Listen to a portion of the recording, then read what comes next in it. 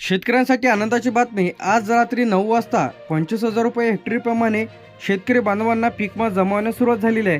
तर आता यामध्ये 1219 कोटी रुपयाचा पीक विमा, यामध्ये सोयाबीन आहे, कापूस आहे, तूर आहे। तर या 3 पिकाचा पीक विमा मंजूर होऊन या 31 जिल्ह्यांमध्ये शेतकरी बांधवांना SMS इथं आलेला आहे। तर आता ज्यांना कोणाला पैसे आले नसतील तर अशाने 14447 तर या हेल्पलाईन नंबरवरती कॉल करून तुम्ही तुमचा तक्रार नोंदवून राहिलेला पीक विमा मिळवू शकता। शेवटी अखेर आता पीक विमा शेतकरी बांधवांना आजपासून पीक विमा वाटप या जिल्ह्यांमध्ये सुरू झालेलं आहे। आता यामध्ये अहिल्यानगर असेल, नाशिक असेल, चंद्रपूर, सोलापूर, जळगाव, सातारा, परभणी, वर्धा, नागपूर, जालना, गोंदिया, कोल्हापूर, ठाणे, रत्नागिरी, सिंधुदुर्ग, याचप्रमाणे नांदेड असेल, छत्रपती संभाजीनगर, भंडारा, पालघर, रायगड, वाशिम, बुलढाणा, सांगली, नंदुरबार, हिंगोली, अकोला, धुळे, पुणे, अमरावती, गडचिरोली, तर अशा विविध जिल्ह्यांमध्ये पीक विमा जमावण्यास सुरुवात झालेली आहे।